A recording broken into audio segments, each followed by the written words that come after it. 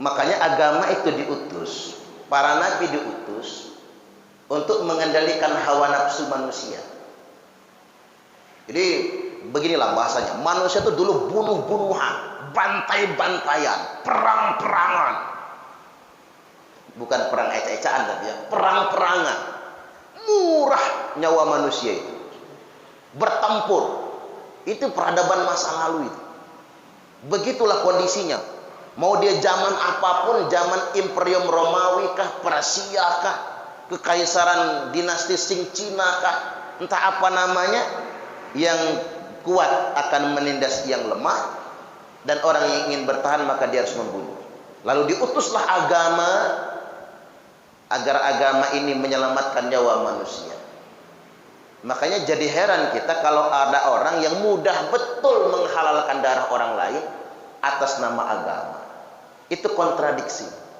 Nyawa manusia jadi murah tapi atas nama agama. Padahal pada dasarnya agama itu diutus untuk menyelamatkan nyawa umat manusia. Saya itu kalau membaca sejarah zaman-zaman dulu itu, bersyukur Pak kita hidup di zaman modern ini. Nyawa manusia nggak semurah itu maksudnya. Banyak orang bisa berkompromi, bisa bermusyawarah, nggak ngebayangin kita. Pede nggak zaman itu betul. Ingat zaman Belanda gitu, ingat zaman Jepang. Nyawa juga kan masih murah banget karena peperangan. Ini pentingnya agama untuk menyelamatkan umat manusia. Maka ada yang salah berarti ketika ada orang menggunakan agama tapi untuk menghalalkan darah orang lain. Apalagi orang menghalalkan darah orang lain atas nama agama.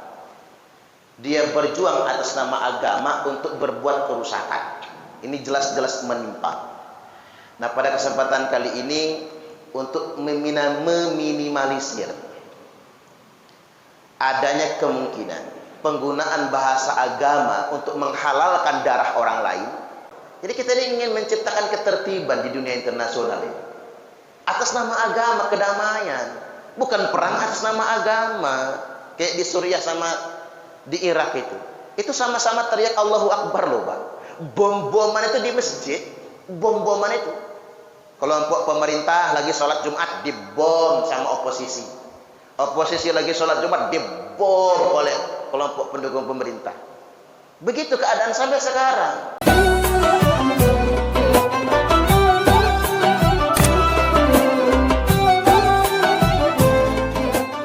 Peradaban umat manusia sebelum abad modern ini adalah peradaban perang.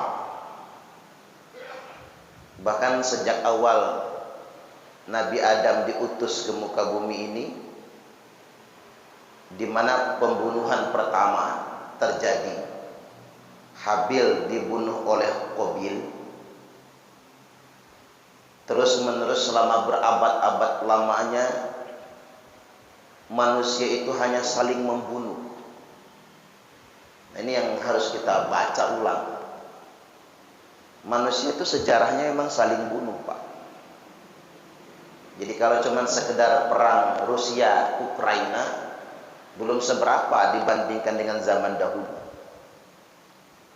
Makanya wajar kalau malaikat itu protes. Qalu ataj'alu fiha may yufsidu fiha wa yasfikud dima. Malaikat protes sama Allah. Ngapa sih ya Allah Engkau akan jadikan di muka bumi itu manusia, di mana manusia itu akan berbuat kerusakan di muka bumi dan mereka akan menumpahkan darah. Jadi memang manusia itu, Pak,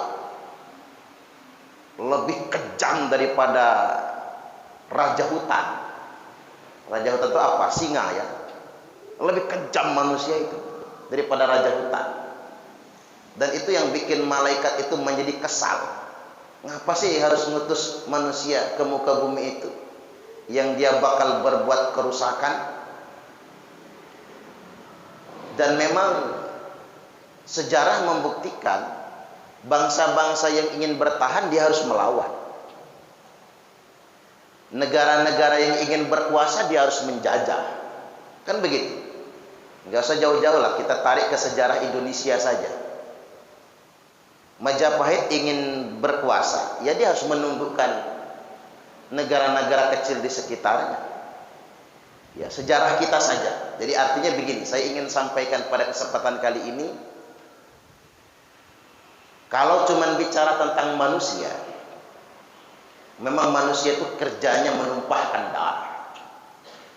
Makanya agama itu diutus, para nabi diutus untuk mengendalikan hawa nafsu manusia. Jadi beginilah bahasanya, manusia itu dulu bunuh-bunuhan, bantai-bantaian, perang-perangan. Bukan perang ecah-ecahan tapi ya, perang-perangan. Murah nyawa manusia itu. Bertempur. Itu peradaban masa lalu itu. Begitulah kondisinya. Mau dia zaman apapun, zaman Imperium Romawi kah, Persia kah, kekaisaran dinasti Sing Cina kah, entah apa namanya, yang kuat akan menindas yang lemah, dan orang yang ingin bertahan maka dia harus membunuh. Lalu diutuslah agama agar agama ini menyelamatkan nyawa manusia. Makanya jadi heran kita kalau ada orang yang mudah betul menghalalkan darah orang lain atas nama agama. Itu kontradiksi. Nyawa manusia jadi murah tapi atas nama agama. Padahal pada dasarnya agama itu diutus untuk menyelamatkan nyawa umat manusia. Saya itu kalau membaca sejarah zaman-zaman dulu itu, bersyukur Pak kita hidup di zaman modern ini.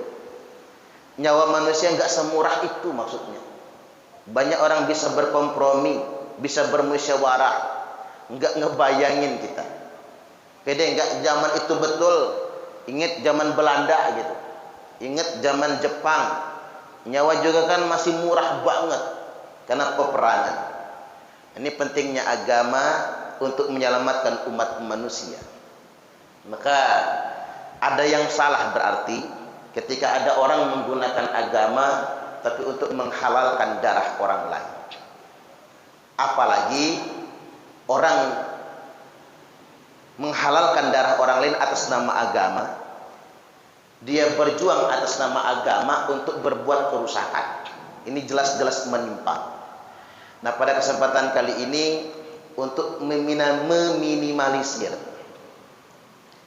adanya kemungkinan penggunaan bahasa agama untuk menghalalkan darah orang lain, maka ada satu hal yang harus kita sadari. Umat Islam ini bakal masuk surga semua. Loh, kok saya nyimpangnya ke sana? Ini berkaitan, Pak. Bakal masuk surga semua. Karena bakal masuk surga semua, tidak perlu lagi berebut surga. Karena saya lihat-lihat itu perang di Timur Tengah itu kayak perang berebut surga. Berebut bener gitu, Pak. Seakan-akan ada yang sudah mengkapling golongannya itu sebagai ahli surga. Seakan-akan begitu. Sebagai pemilik kebenaran. Dia seperti menjadi hamba Allah yang paling istimewa. Yang enggak sama dengan dia, Islamnya salah. Yang beda sama dia, Islamnya sesat. Saya ambil contoh zaman sekarang ini, Pak.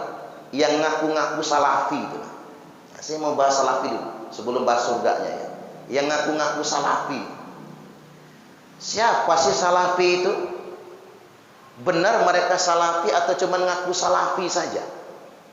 Seakan-akan kita ini bukan salafi gitu, dia salafi. Nabi sallallahu alaihi wasallam telah bersabda, khairukum qarni. Sebaik-baiknya kalian itu kata Nabi adalah kurunku. Zaman Nabi, Nabi dan para sahabat. Tsummal ladzina yalunahum. Tsummal ladzina yalunahum. Lalu generasi yang berikutnya dan generasi yang berikutnya. Makanya berdasarkan hadis ini, generasi yang digaransi Nabi itu ada 3. Zaman Nabi, para sahabat radhiyallahu anhum ajma'in, Habis sahabat tabi'ut tabi'in, zaman tabi'in maksud saya. Habis itu tabi'ut tabi'in, pengikutnya para tabi'in. Ini yang disebut dengan salafi. Salafi itu Pak, salafus solih, salaful ummah. Nah, yang disebut salafi zaman sekarang bukan salafi, pengikut salafi yang konsisten kepada salafi. Siapa mereka? Orang-orang yang bersanad kepada generasi salafus solih. Nah, kalau kita bicara salafus solih, maka kita akan bicara tentang, kalau fikih, Imam Hanafi, Imam Malik, Imam Syafi'i, Imam Hambali. Jadi yang disebut dengan salafi itu yang ngikutin Imam Syafi'i, pengikut Imam Hambali, pengikut Imam Maliki, pengikut Imam Hanafi. Nah, sekarang banyak orang ngaku salafi, Pak. Tapi mereka tidak ngikut Imam Syafi'i. Bahkan tidak bermadhab. Bahkan kerjanya mengoreksi Imam Syafi'i. Saya gedek-gedek, geleng-geleng. Ada orang ngaku salafi tapi membid'ahkan amaliyah madhab Syafi'i. Contohnya kunut misalnya kan. Ada orang ngaku Syafi'i, mengaku salafi, tapi membid'ahkan amaliyah madhab Hambali. Baca Quran di kubur itu kan madhab Hambali. Baca Yasin buat orang mati madhab Hambali. Mereka bid'ahkan. Bahkan yang ngaku salafi zaman sekarang mengatakan kami tidak bermadhab. Nah, itu kan penipuan sebetulnya. Ketika orang ngaku salafi tapi dia tidak bermadhab, dia bohong. Emang dia langsung ketemu tabi'in? Emang dia langsung ketemu sahabat? Nah, ini yang perlu saya kasih pemahaman, Pak. Yang disebut dengan tabi'in itu ya Imam Hanafi, Imam Malik, Imam Syafi'i, Imam Hambali. Mereka itulah salafus sholih, salaful ummah. Jadi ngaku salafi tapi mengoreksi amaliyah para ulama. Contoh begini nih, ngaku salafi, tapi kalau doa nggak mau ngangkat tangan, itu bukan salafi. Itu namanya salah pikir namanya itu, Pak. Bukan salafi.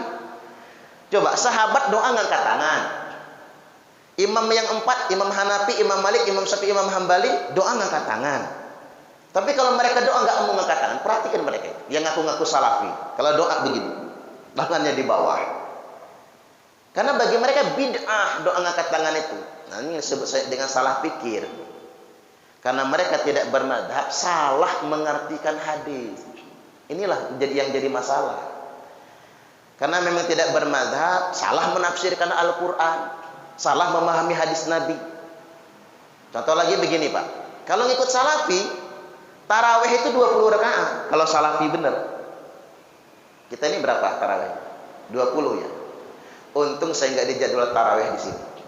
Kalau nggak lama saya ikut tarawih juga ya, Pak. Jadi 20 rakaat. Imam Hanafi, jadi dari Umar lah. Umar 20 rakaat. Khalifah Utsman 20 rakaat. Yang jamaah di masjid kan dimulai dari zaman Umar. Umar 20 rakaat.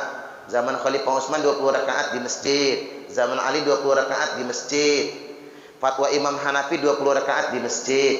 Fatwa Imam Maliki 36. 41 rakaat sama witir. Fatwa Imam Syafi'i 20 rakaat, 23 sama witir. Fatwa Imam Hambali 23 rakaat dengan witir. Itu kalau salafi.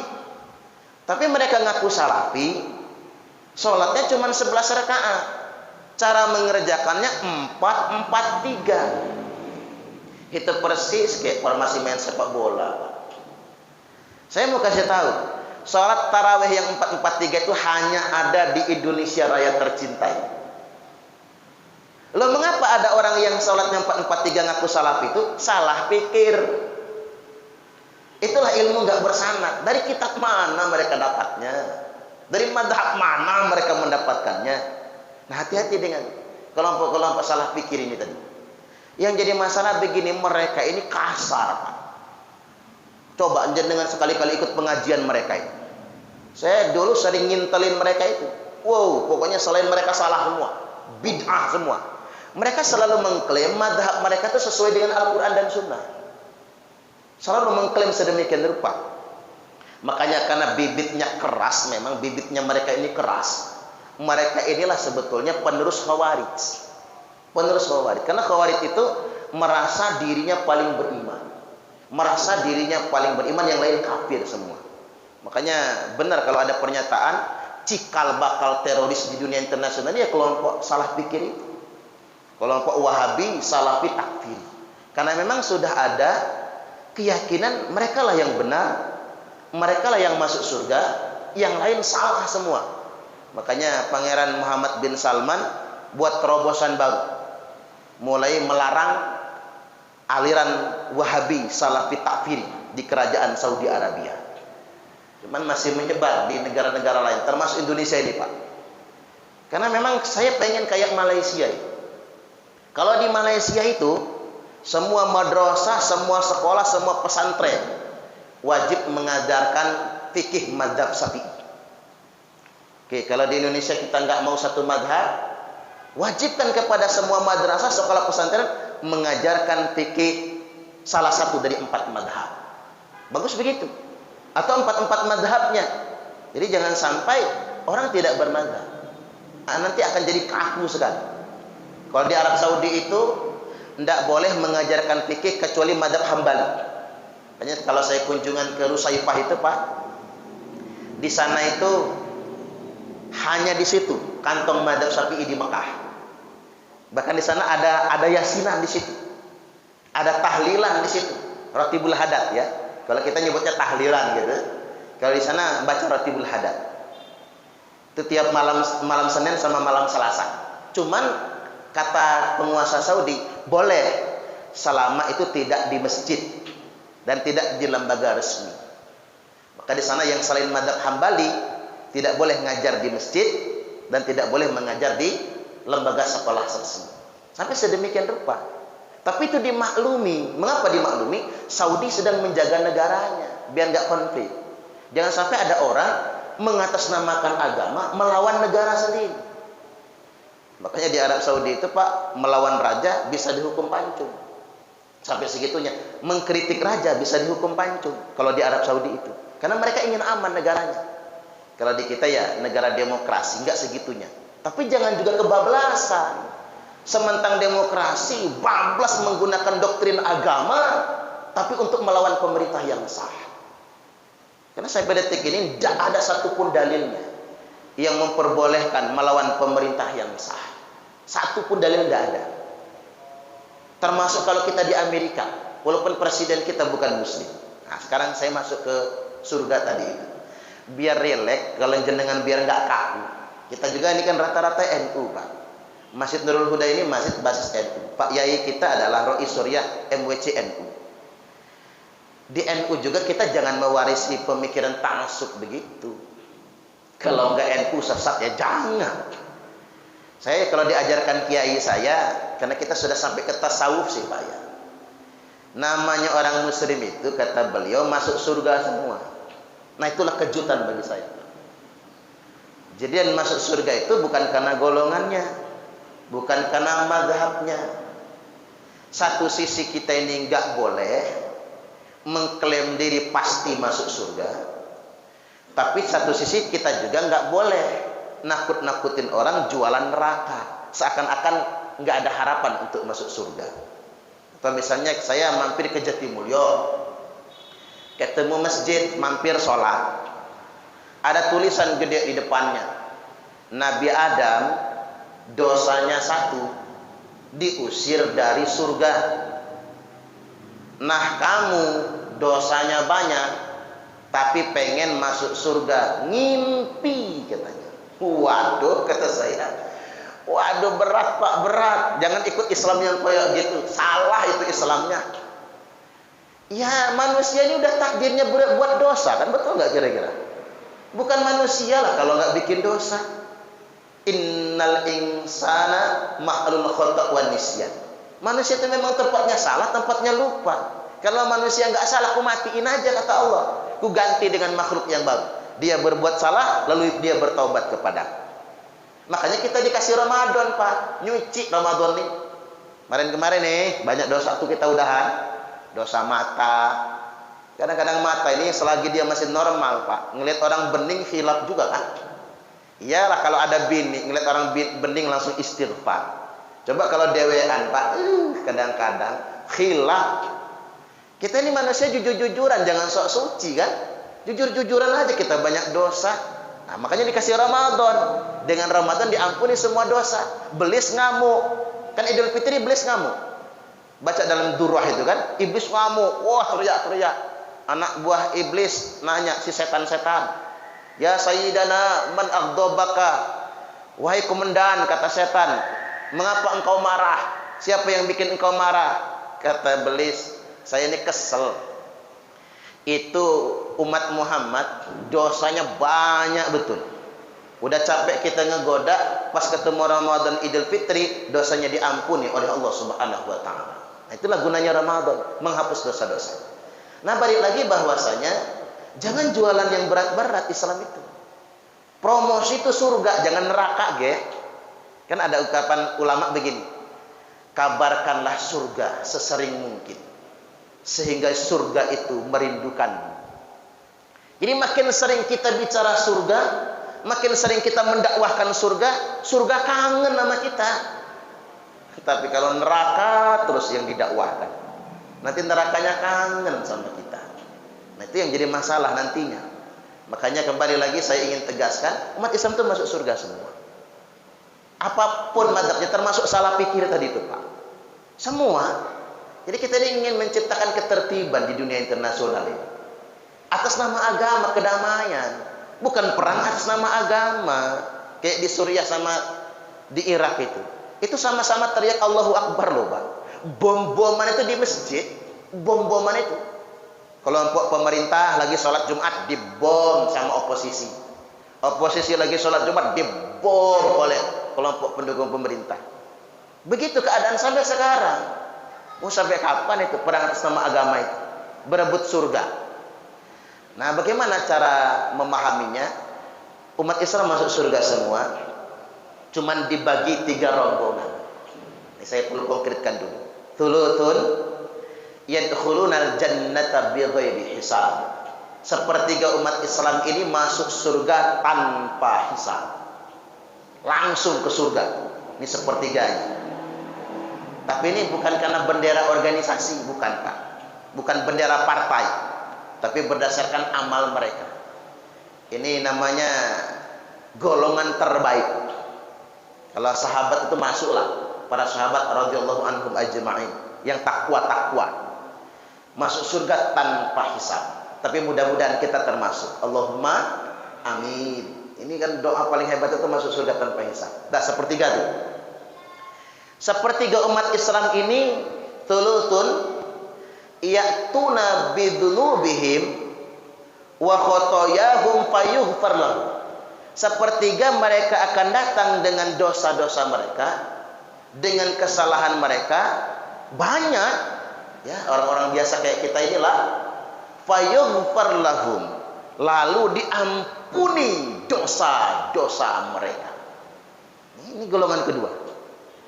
Datang dengan dosa-dosa, dengan kesalahan, tapi diampuni. Itu sepertiga. Wih, banyak itu, Pak.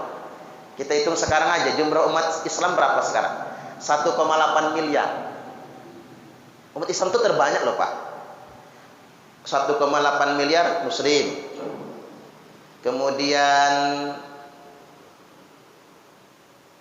Nasrani, Kristen sama Katolik 2,4 miliar. Tapi kan dua agama itu, Pak, dibagi 2 gitu. Makanya Islam itu paling banyak. Kemudian Hindu, Buddha dan sebagainya. Katakanlah nih, kita nggak ngitung agama lain lah, karena itu urusan mereka, bukan urusan kita. Saya kan sedang berceramah untuk umat Islam. Nah, untuk buat umat Islam 1,8 miliar. Sepertiganya masuk surga tanpa hisab. Berarti berapa? 600 juta. Yang sekarang aja kita itu. Kalau dari zaman Nabi Muhammad ya banyak lah. Sepertiganya lagi datang dengan dosa-dosa, dengan kesalahan, tapi diampuni, masuk surga juga. 600 tambah 600 berapa? 1.200. 1 miliar 200 juta umat sekarang ini masuk surga. Mudah-mudahan termasuk kita. Allahumma amin. Nanti begitu, Pak. Sampai ada yang tipis-tipis. Begitu ditimbang udah masukin surga, kan tergantung mizannya. Yang berat ke kanan masukin surga, masukin surga, masukin surga, dosanya diampuni. Ada yang tipis banget, Pak. Begitu ditimbang seimbang. Bingung malaikatnya ini. Ini surga apa neraka kira-kira? Seimbang. Nggak mungkin separoh, kaki kanan di surga, kaki kiri di neraka. Nggak mungkin kan? Tiba-tiba banting ke kanan. Jadi bukan turun ke kanan, Pak. Ibarat timbangan tuh ngejepang, banting ke kanan. Nah, si hamba ini bingung. Ya Allah, tadi kan imbang. Loh kok sekarang ngapa ngejepat banting ke kanan? Kata Allah, kamu ingat nggak? Apa? Waktu Sabtu pengajian di Nurul Huda. Oh ingat ya Allah, bulan Ramadan itu. Yang ceramah siapa? Parman ya Allah. Nah, kamu ingat kata Allah, kamu duduk di sana mendengarkan ceramah itu, khairum min alfi raka'atin tatawu'an. Itu lebih baik daripada sholat sunnah 1000 rakaat. Yang Allah lipat gandakan pahalanya ketika ditimbang, makanya banting ke kanan. Masuk surga. Mudah-mudahan masih termasuk kita. Allahumma amin. Yang penting gak ada nerakanya, Pak. Jangan pernah mikir kalau gitu Ustaz, saya pengen jajal neraka bentar jadilah. Jangan, Pak. Sehari masuk neraka itu ke alfisana sama dengan 1000 tahun. Jajal sakit gigi seminggu, enak nggak? Semalam aja nggak enak. Ini masuk neraka 1000 tahun. Masya Allah, Pak. Nggak sanggup kita. Masuk penjara aja seminggu kita nggak sanggup. Masuk penjara sehari saja narapidana kita nggak sanggup, apalagi masuk neraka 1000 tahun lama. Tapi ada yang unik, Pak. Yang masuk surga golongan kedua itu seumur hidupnya dia ahli maksiat. Inna ahadakum la ya'malu bi amali ahlin nar. Sesungguhnya ada salah seorang di antara kalian yang sepanjang hidupnya mengerjakan amalan ahli neraka, hatta ma yakunu bainahu wa bainaha illa zira', sampai tidak ada jarak antara dirinya dengan neraka kecuali tinggal sehasta. Tapi sesaat lagi dia mau masuk neraka, fayamalu bi amali ahli jannah, dia kerjakan amalan ahli surga, lalu dia mati, fayadkhuluha, masuk surga. Makanya gini aja lah, kalau ngeliat preman itu, Pak, preman tobat nih, atau belum tobat lah preman, ahli neraka tuh, nggak usah diponis ahli neraka, kan dia belum mati soalnya. Kan tergantung endingnya dia, tergantung akhirnya. Tapi doakan mudah-mudahan dia dapat hidayah. Ini pelajaran dari saya ingat dulu masih muda, ya sekarang masih muda Pak Yaya. Masih muda sangat dulu Pak. Bulan puasa begini, saya di depan kontrakan, dulu masih ngontrak Pak, ada biliar. Biliar tuh buka bulan Ramadan. Terus kedinya itu kan pakai celana-celana pendek itu loh Pak, yang cewek-ceweknya itu. Terus mereka itu ngudut, minum cendol siang hari itu. Woi, saya itu sepaning naik Pak, bener aja. Bawa golok saya. Bener. Para preman biliar tuh banyak. Saya dikepung Pak, dikepung, bawa golok. Pokoknya kalau saya mati, mereka minimal harus mati satu. Pokoknya berantem di sini. Karena ngapa? Bagi saya mereka ahli neraka. Pokoknya harus mati. Ini bulan Ramadan saya mati syahid. Bayangin kalau saya dikeroyok, ya saya mati konyol lah Pak, sendiri lawan preman orang banyak gitu. Preman yang ngebentak, kamu jangan main-main ya kata dia. Walaupun kamu pakai golok, kami nggak takut mati. Waduh, itu kuncinya Pak. Kami nggak takut mati. Kata saya, keluarin golok kamu orang juga. Kalau kamu orangnya mabok, judi, kata saya, berbuat begini di bulan Ramadan nggak takut mati, apalagi saya. Gemeter mereka Pak. Gemeter, langsung tutup tempat biliar hari itu. Tapi besok buka lagi. Langsung tutup Pak. Tapi mereka nggak lagi ngurut-ngurut minum cendol itu, nggak, biliarnya aja buka. Cuma saya ditegur oleh kiai saya, kalau sampai terjadi apa-apa, kamu mati konyol. Walaupun kamu meyakini mereka ahli neraka, kamu sudah dakwah belum sama mereka? Belum. Salah saya itu memang Pak. Ngapa saya ujuk-ujuk bawa golok gitu?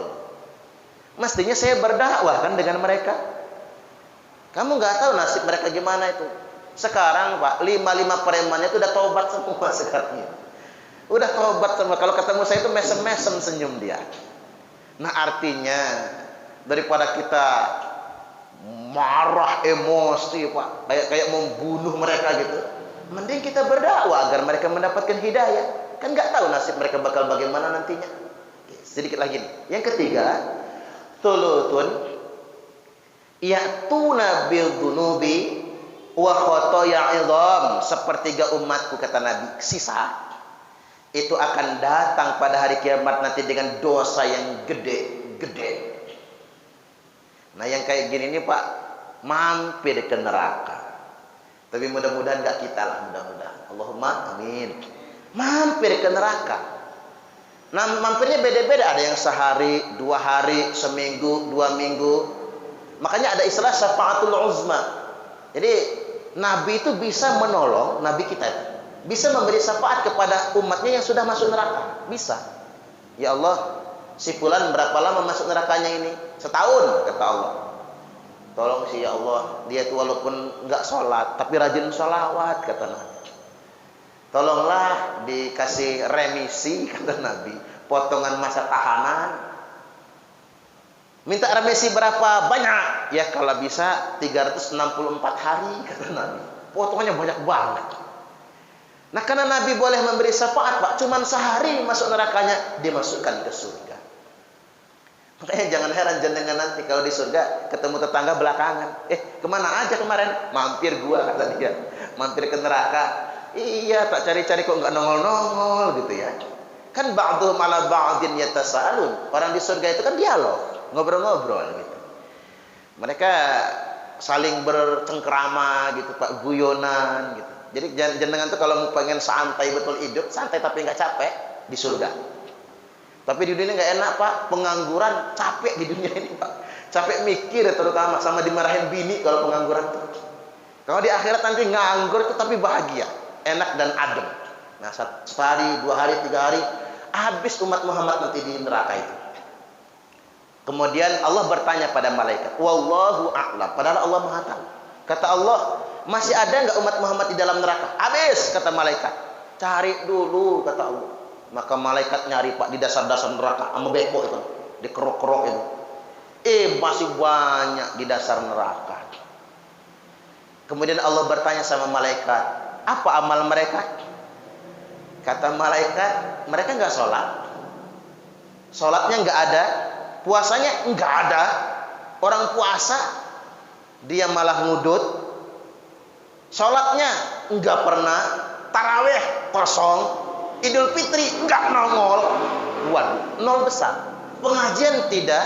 Pernah nggak dia nyumbang keramik ke masjid? Nggak juga. Bahkan nggak nyumbang keramik, nggak nyumbang, 0 besar Pak. Ini golongan terakhir. Terus mereka punya apa, kata Allah? Wajadna a'madahum minadz-dzunubi ka'amtsalil jibal. Kami cuma menjumpai, ya Allah, kata malaikat, dosa mereka banyak sekali, menjulang tinggi bagaikan gunung-gunung. Cuman itu yang mereka punya. Selain itu, kata Allah, ghaira annahum yashhaduna an la ilaha illallah wa anna muhammadar rasulullah. Masih punya satu lagi, ya Allah, yakni mereka pernah syahadat. Nah, untungnya itu loh Pak, untung kawin di dunia itu sama pengulu di apa aja